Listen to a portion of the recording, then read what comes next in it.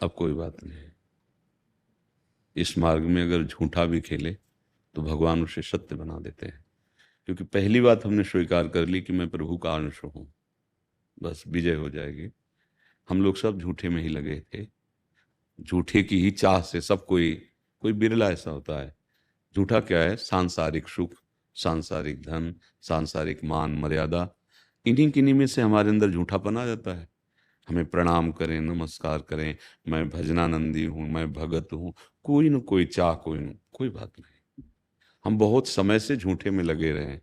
पूरा ये जगत जितना देख रहे हो, ब्रह्म सत्यम जगन मिथ्या, उमा कहूँ मैं अनुभव अपना, सत हरि भजन जगत सब सपना। तो कहीं ना कहीं हम झूठ में ही खेल रहे थे, तो भक्ति भी झूठ से शुरू कर दी। अगर भक्ति झूठ से शुरू हो गई है तो पार कर देगी।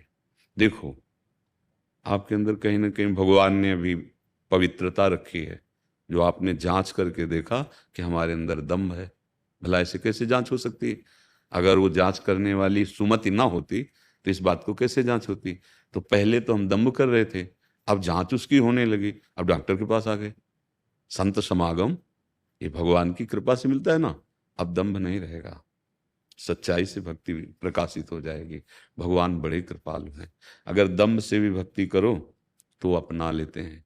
जो कोई भक्ति करे कपट से उसको भी अपनाऊं, हाँ, शाम दाम और दंड भेद से सीधे रास्ते लाऊं, नकली से बनाऊं असली, भगत मेरे मुकुटमणि। भगवान का हमारा ऐसा स्वभाव है। एक मछुआरा था, तो कई दिनों से उसे मछली नहीं मिली थी।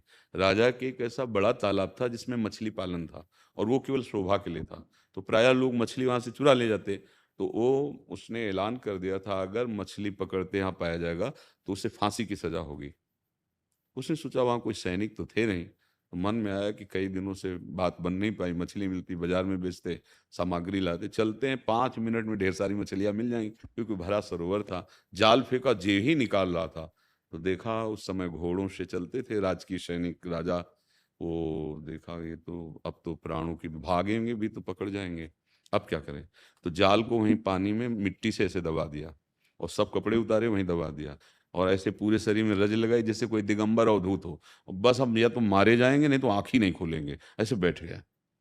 राजा की सवारी निकली, दूर से देखा कोई अवधूत महापुरुष सरोवर के तट पर ध्यानस्थ है। दूर से रोक दिया पूरे सैनिकों को, और कुछ स्वर्ण मुद्राएं असरफी लेकर नंगे पैर धीरे धीरे वहां आया कि उनके ध्यान में भी, और उनके सामने वो असरफियां स्वर्ण मुद्राएं रख के प्रणाम किया। और वो कान से, वो ध्यान में तो था नहीं, कान से समझ रहा, एक एक पग गिन रहा। जब चले गए फिर घोड़ों की टाप सुनाई दी, चले, उसको अंदाज हो गया कि चले गए। फिर आंख खोल के देखा तो उसको लगा जिसका झूठा रोल किया, खाने को नहीं था, या सरफियां आ गई। अगर मैं सच्चा बन जाऊं तो घर नहीं गया। और भगवान का आश्रय देखा ना, झूठा खेले साचा होए। भगवान बहुत कृपालु हैं। हम लोग झूठ में ही बहुत समय से लगे रहे। भगवान अगर सत्संग सुनाते हैं, शास्त्र स्वाध्याय कराते हैं, तो हमें सच्चे बनाने के लिए। हाँ, जिसे हम समझते हैं कि ये दम्भ है, हम उससे बचें, क्योंकि ये दिखावा हमें थोड़ा समय नष्ट कर देगा प्रभु से मिलने। क्यों दिखावा करें? कोई क्या करेगा? ऐसे ही करेगा ना। और जब हमें प्रभु मिल जाएंगे तो जा पर कृपा राम की हुई, ता पर कृपा करे, पूरा विश्व, विश्व प्यार करेगा। तो एक दो को रिझाने के लिए दम्भ काहे करें? वही रिझाएं प्रभु को, जिससे विश्वात्मा भगवान रीझ गए, सब कुछ रीझ गए। समझ रहे ना?